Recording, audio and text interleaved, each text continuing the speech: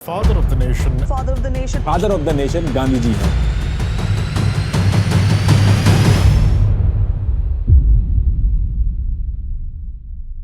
आखिर father of nation का मतलब क्या है कि वो एक राष्ट्र के पहचान बन गए। आज कि अगर गांधी को नोबेल प्राइज पीस प्राइज नहीं मिला तो फिर इस प्राइज का क्या मतलब है। आज के परिप्रेक्ष्य में उनको राष्ट्रपिता कहना तो भूल होगी। विशेष वर्ग के लिए उनका सॉफ्ट कॉर्नर था। सेक्रीफाइस गई, बलिदान गए आज़ादी के लिए। खाली गांधी जी ही नहीं थे एक जिनके कारण ये आज़ादी मिली। क्योंकि गांधी जी हिंदुत्व की जो सनातन की जो आत्मा है उसको अगर किसी एक व्यक्ति ने समझा तो वो गांधी थे। जैसे झा जी ने कहा कि वो एक पिता की तरह सोचते थे और अपने बच्चे को अपने पास रखना चाहते थे, तो मेरा आपसे सवाल है प्रोफेसर जी कि क्या ये सही था कि एक बच्चे की मानने के लिए पूरा एक हिस्सा करके उनको दे देना, क्या ये सही था?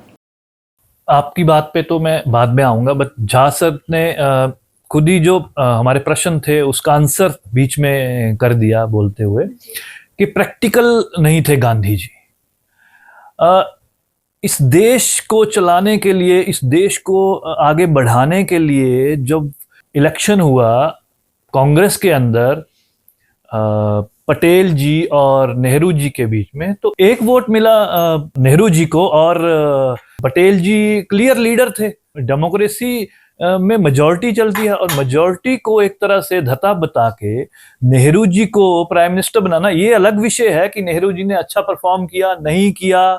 तो दर्शकों को ये सोचने की जरूरत है कि गांधी जी के फेवर करने की वजह से, I would say blue eyed boy of Gandhi ji बस नेहरू, और उसको फेवर करना in comparison to Sardar Patel. और जिसको लौह पुरुष बोला गया, आप देखिए जिस स्टेट को भारतवर्ष में मिलाने के लिए जिम्मेवारी पटेल जी को मिलती है वहां कोई डिस्प्यूट नहीं है। हैदराबाद के निजाम का एग्जांपल हमारे सामने है।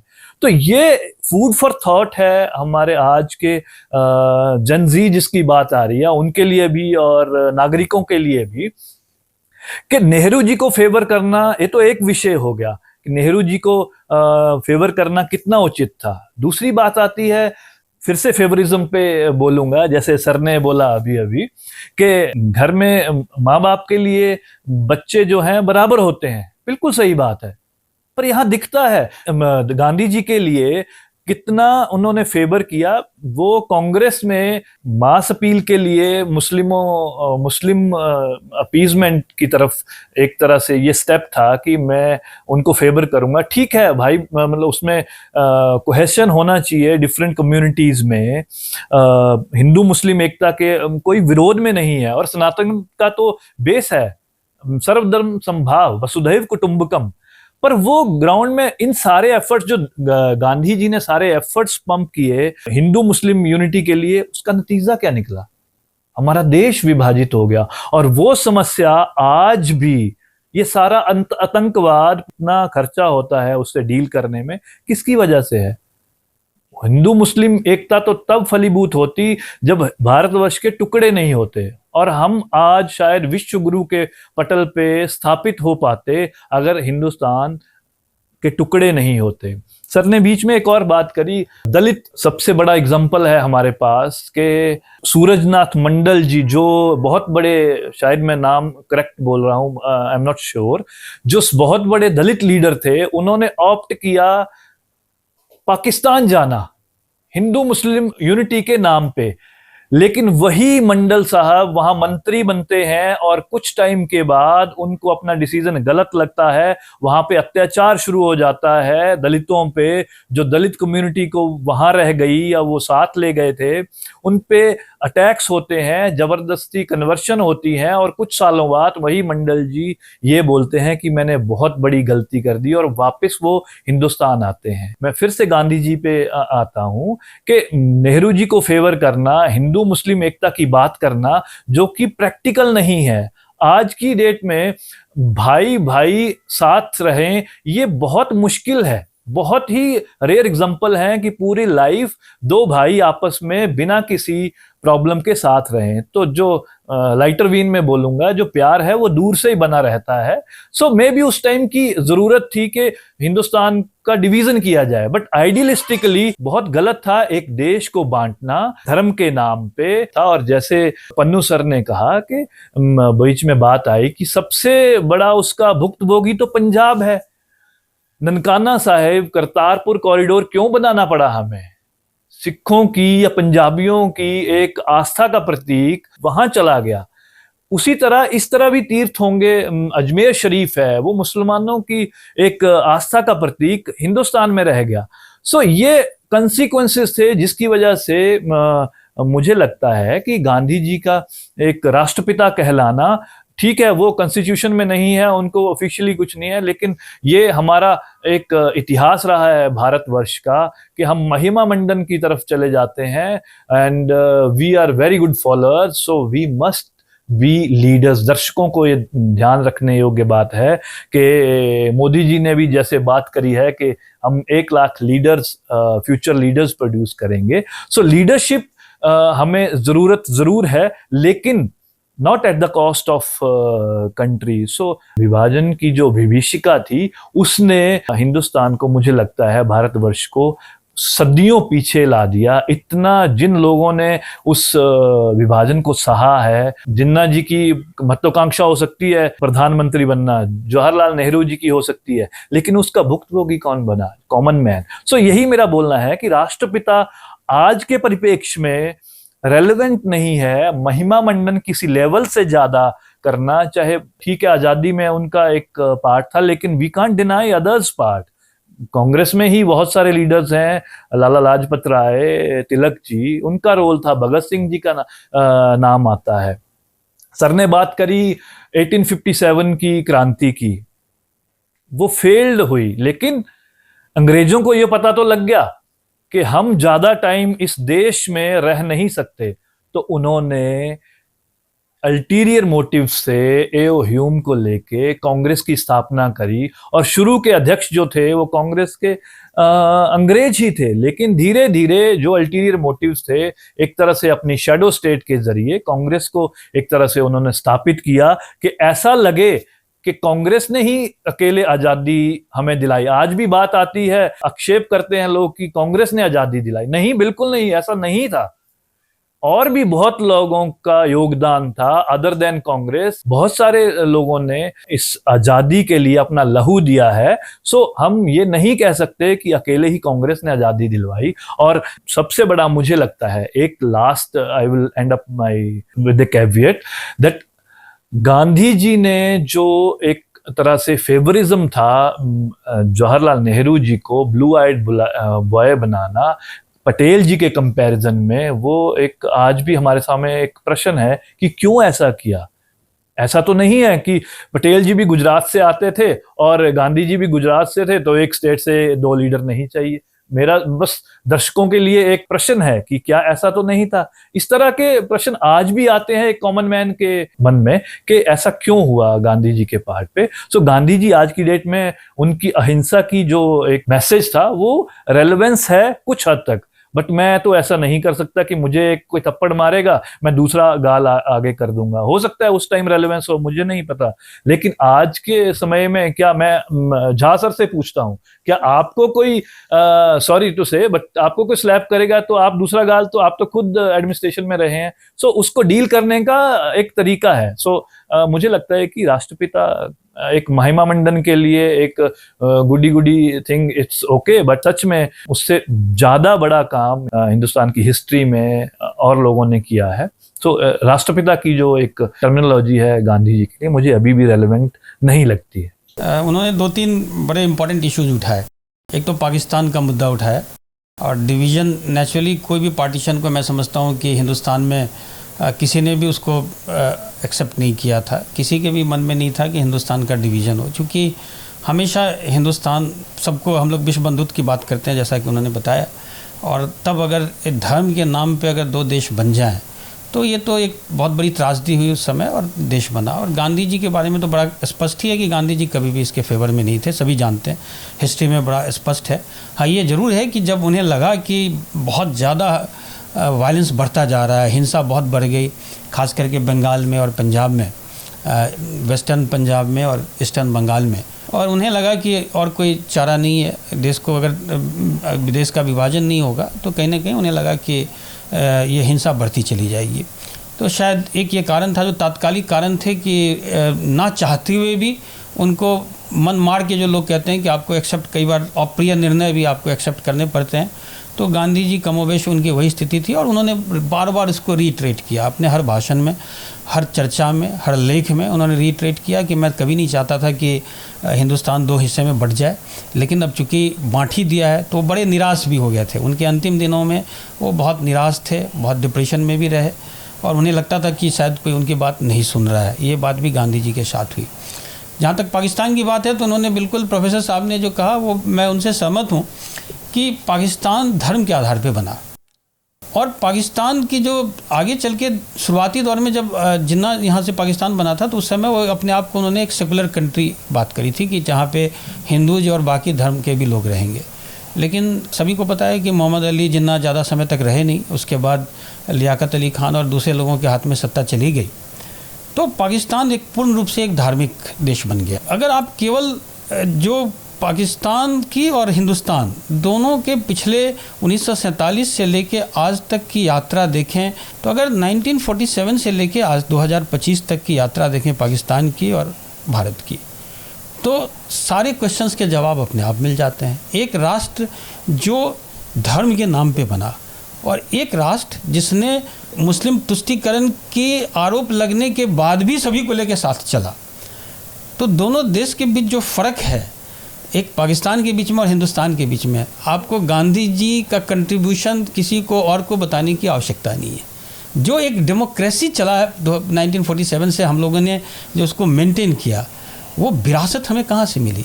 उन्हीं प्रिंसिपल से, उन्हीं सिद्धांतों से, सबको साथ लेके चलने से, जो सबको सहिष्णुता से, सबको शामिल करने से। तो वो जो एक विरासत गांधी जी ने पूरे देश को दी, करोड़ों करोड़ लोगों को। गांधी जी के बारे में कहा गया कि चल पड़ गई जिधर एक दृष्टि, पड़ गए कोट उसी ओर, इस टाइप की था कि जिन्होंने जिधर देखा उधर करोड़ों लोग चले गए। तो वो जो लीडर की जो एक परिभाषा है, गांधी से ज़्यादा तो उस परिभाषा में कोई फिट बैठता ही नहीं है। तो हम लोग शायद इस चीज़ को मिस कर जाते हैं। हम लोग केवल ये बोलते हैं कि उन्होंने मुस्लिम तुष्टीकरण किया, हम ये भूल जाते हैं कि आज हम लोगों का देश जहाँ है, क्या उसमें और पाकिस्तान में फ़र्क नहीं है? कितनी बार मार्शल लॉ लग चुका पाकिस्तान में, आर्मी ने टेक ओवर कर लिया, क्योंकि उन्होंने एक धर्म के नाम पे देश को बनाया। संकीर्ण विचारधारा से बना कोई भी राष्ट्र, कोई भी देश, कोई भी समाज बहुत लंबे समय तक नहीं चल पाता। एक व्यापक दृष्टिकोण अगर हम रखते हैं, खुले दृष्टिकोण लेकर के चलते हैं, तो हमेशा वो अच्छा रहता है। और यही वजह है कि आज भारत जिस मोड़ पे आज हम हैं, और हम गांधी जी का जिक्र कर रहे हैं, उन्हीं की बात कर रहे हैं, लेकिन जो आइडियल्स हमने विरासत में लिए, जैसे हमारे दादा पुरखा होते हैं, अगर उन्होंने हमें कुछ विरासत में दिया तो हम उसको लेके आगे बढ़ाते हैं। अब टाटा में जमशेदजी टाटा ने बनाया होगा टाटा कंपनी, उसके बाद उनके जितने रतन टाटा या उसके बाद उनके पहले टाटा है, उन सब ने उसको आगे बढ़ाया क्योंकि उनको एक विरासत मिली। तो हमें देश में ऐसे संस्कार मिले, हमें ऐसी सिद्धांत मिले, ऐसी चीज़ें मिली जो जिस वजह से देश आज जिस मोड़ पे है और हम सबको उसका फक्र है। मैं कुछ बातों से झा सर की सहमत हूँ कि गांधी जी का योगदान भुलाया नहीं जा सकता, और कुछ बातों में ठीक है। लेकिन सर ने बोला कि गांधी जी की वजह से हमें ये सारा जो कोहेशन है, हिंदू मुस्लिम सद्भाव है, ये गांधी जी की वजह से नहीं है। ये मुझे लगता है कि सनातन जो विचारधारा है, सनातन जो धर्म है, सनातन को हम फॉलो करते हैं सदियों से, ये उसकी वजह से है। रही बात गांधी जी के, उन्होंने अपने लिए कुछ नहीं किया, तो हमें देखना पड़ेगा। उन्होंने पन्नू सर ने बात करी कि उनकी जो पर्सनल लाइफ थी उन्होंने उसको छोड़ दिया।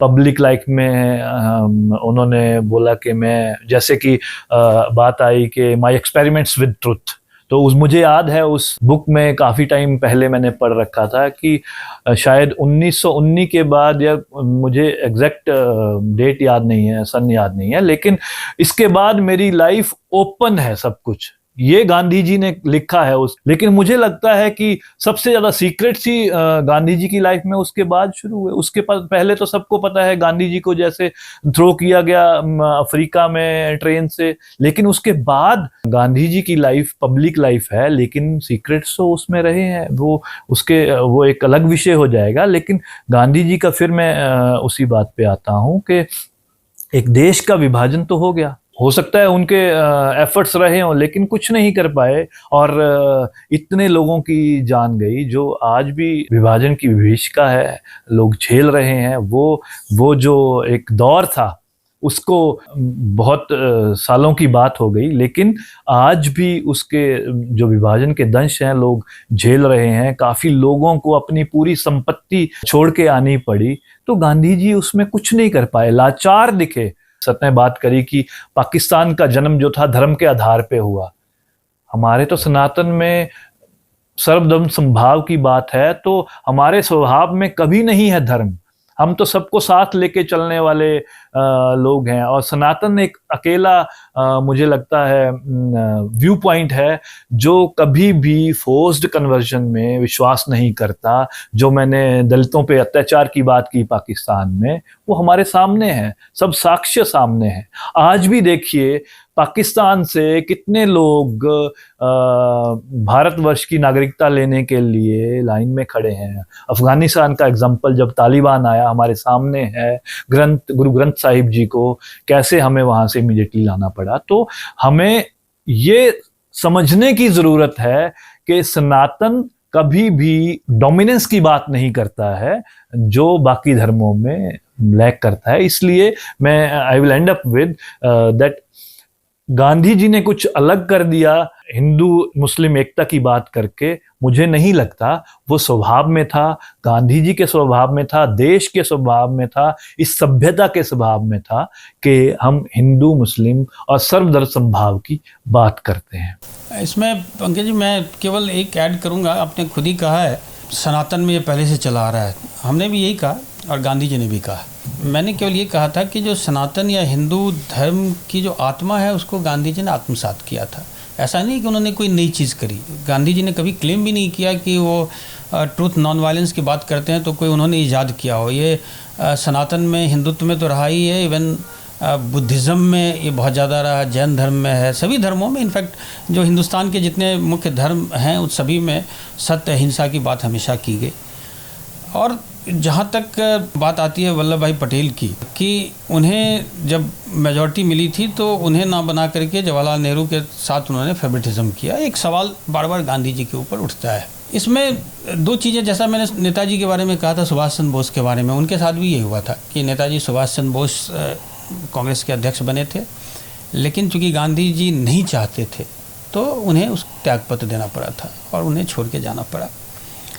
फिर प्रधानमंत्री के पहले जब वल्लभ भाई पटेल की बात आई, इसमें दो तीन ऐसे दृष्टांत हैं जिसको समझने की शायद आवश्यकता है। एक तो बहुत स्पष्ट है कि वल्लभ भाई पटेल खुद ही नेहरू जी को नेता मानते थे। उन्होंने खुद ही कहा था कि नेहरू को ही नेता होना चाहिए, उन्होंने स्वयं स्वीकार किया।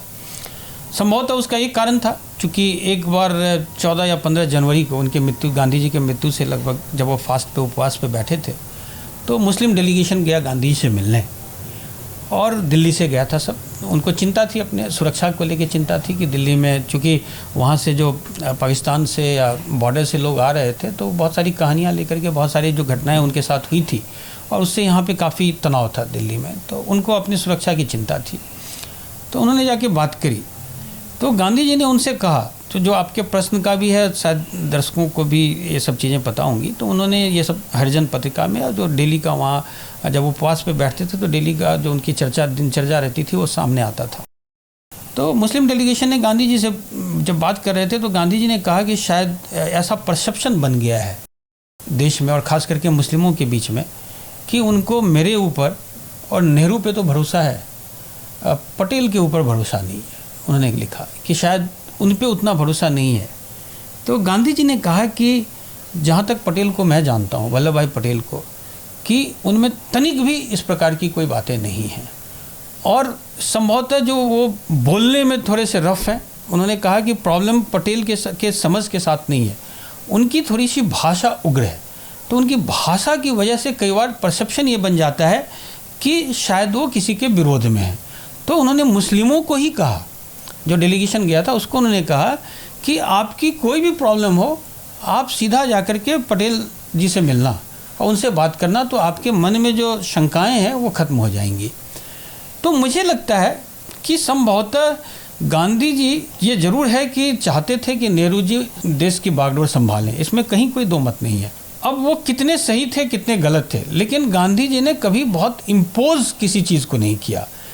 गांधी जी क्या चाहते हैं, कई बार चूँकि उनका नेतृत्व ऐसा था पूरी पार्टी में और ये पूरे देश में कि सभी जानते थे कि गांधी जी अगर कुछ चाहते हैं तो अगर शायद वो लोग कर बैठें, और यही कारण था कि उन पे उनके जीवन में ही आरोप लगे।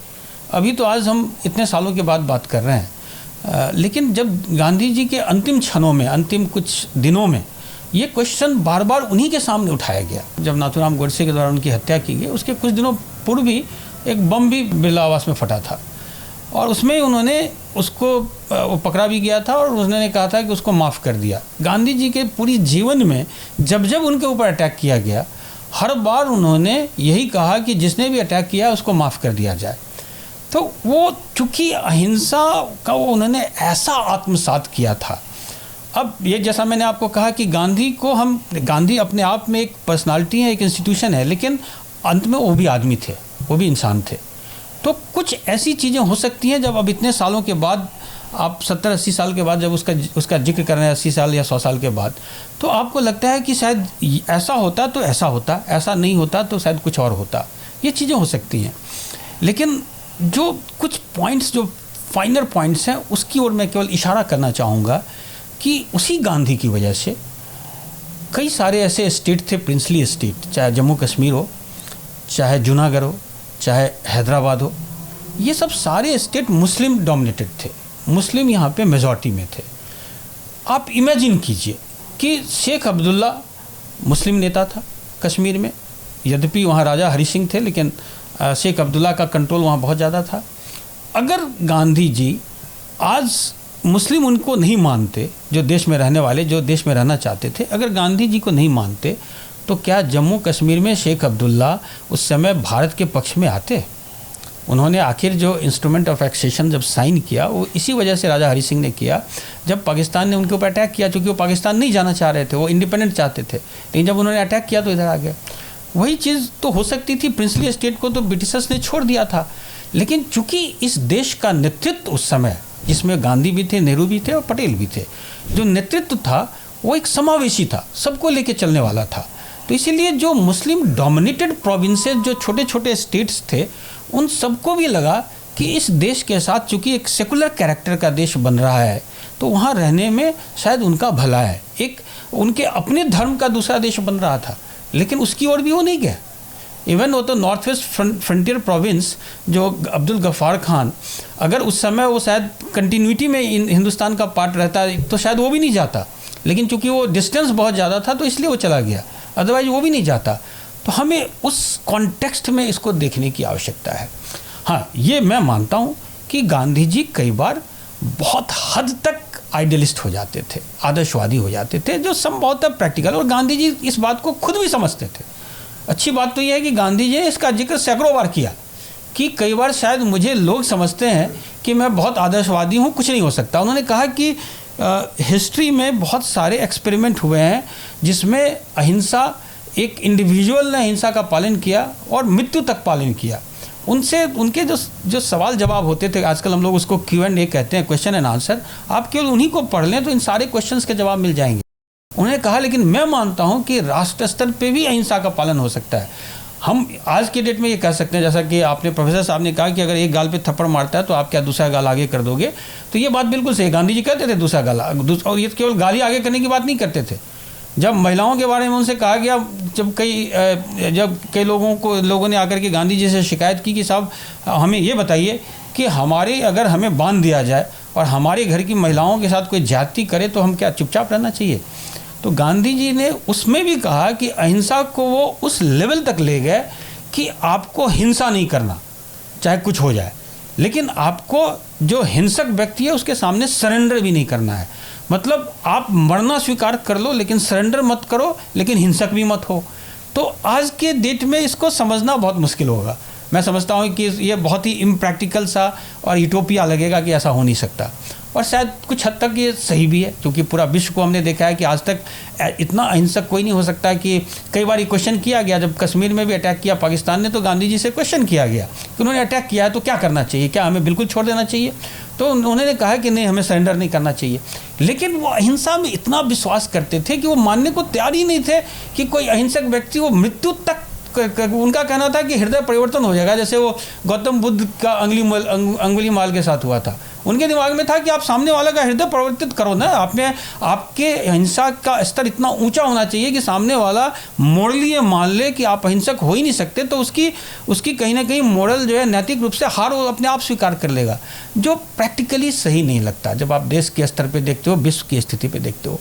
तो वहाँ मैं प्रोफेसर साहब की बात से सहमत हूँ कि गांधी जी संभवतः बहुत ज़्यादा क्या, बिल्कुल ही यथार्थवादी नहीं थे, बहुत ज़्यादा प्रैक्टिकल नहीं थे, और उन्होंने अपने जीवन काल में इसको अनुभव कर लिया। उनके मरने से 10 दिन पहले उन्होंने पटेल को ही, सरदार पटेल को ही बोला कि आखिर मैं जिंदा क्यों हूँ, यही सब देखने के लिए मैं जिंदा हूँ क्या? भगवान मुझे क्यों नहीं बुला लेता है? आखिर मैंने क्या पाप किया कि मुझे ये सब देखना पड़ रहा है, जो हिंदू मुस्लिम झगड़े हो रहे हैं, दंगे हो रहे हैं, ये सब मुझे देखना पड़ रहा है। गांधी ने तो स्वयं स्वीकार किया, एक टूटे हुए से थे। अंतिम दिनों में उनकी स्थिति, आप उनके अंतिम दिनों में केवल 15-20 दिनों का की जो उनकी चर्चा है उसका अध्ययन कर लें तो उनके जो दिमाग में जो अशांति थी, जो चल रहा था, वो आप समझ जाएंगे, क्योंकि उन्हें लग रहा था कि उनके सामने सब कुछ बिखर रहा है। लेकिन उससे उस व्यक्ति की जो एक ओरिजिनल थिंकिंग है, जो सोच है, एक बेहद सोच है, हो सकता है प्रैक्टिकल नहीं हो, लेकिन एक बेहद सोच थी जो उसने आत्मसात किया था, उसको नकारा नहीं जा सकता। भगवान राम पे भी तो प्रश्न किए जाते हैं, हमारे मिथिला में तो भगवान राम पे प्रश्न किया जाता है कि उन्होंने अपने धोबी के कहने पे अपनी पत्नी को छोड़ दिया। तो गांधी थे, गांधी तो कभी आज तक प्रेम ही नहीं किया कि भगवान थे, इंसान थे। इससे उनके जो अच्छे काम किए गए, कुछ चीज़ें केवल हो गई तो उससे हम उनको नकार देंगे क्या? भगवान राम को हम नकार नहीं सकते, क्योंकि भगवान एक मर्यादा पुरुषोत्तम थे। उन्होंने धोबी के कहने से अपनी पत्नी को किया। अगर प्रैक्टिकल रूप से देखा जाए आज के समय में तो कोई इस बात को स्वीकार करेगा?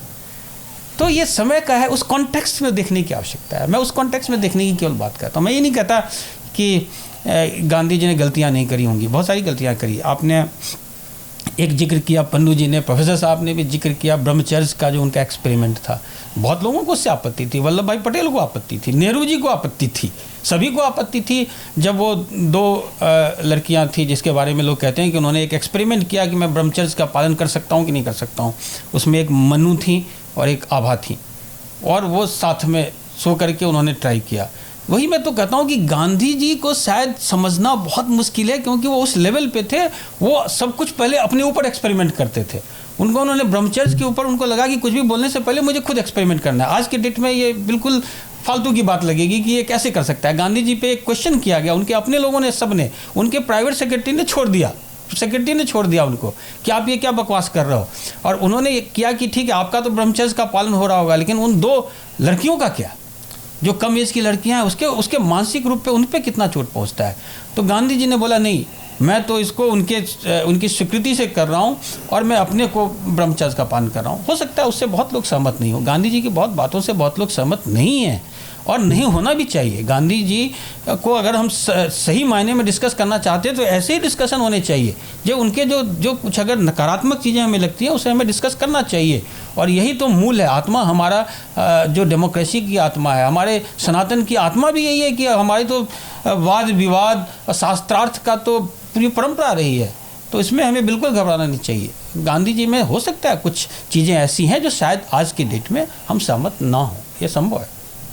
इसमें मेरा विचार तो है कि non violence is very important. उस टाइम पे नीड ऑफ द आवर था, एक पहलू था। अगर 5 पहलू थे जो इंडिपेंडेंस मिली, उसमें से एक था, लेकिन 4 और भी थे।